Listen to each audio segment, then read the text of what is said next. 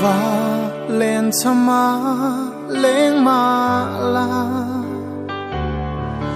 linh ten nang nen kan len lai ni zong te her chuak le se kan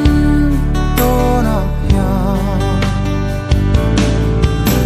kalung ngai la in min hen trina kamang an in min tran pui trin ka itel lo chuan lom renga kip thei lo i lo lu ber mai ka trian du ta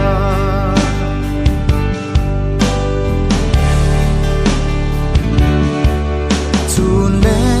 zuat to na shil ngam lo bia thu shil du nat lai khua kan var lai leng dang mai lo ram truan kan re lai ni ngil ni reng om thei lo nge kalung ngai la in min hem trina kamang an in min tran pui trin ka itel lo chuan lom renga kim thei lo i lo lu ber mai ka trian du ta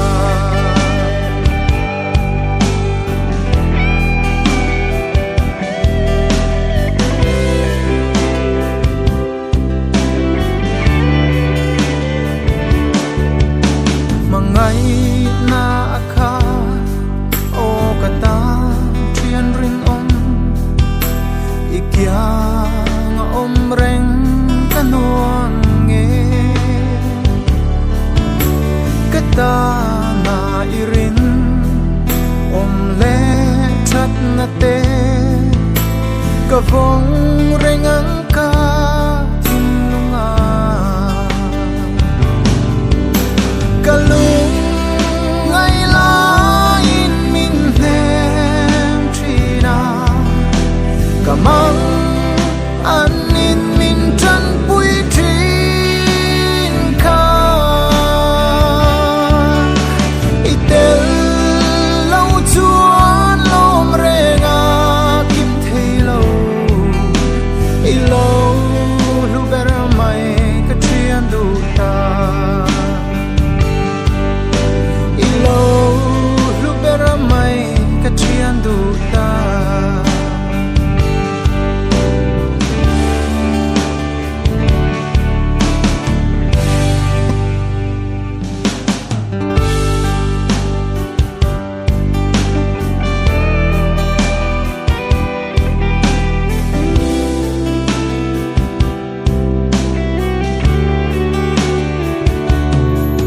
ngil ni i om lo o ka trian du ta kol va len chama leng ma la linh ten nang nen kan len lai ni zong te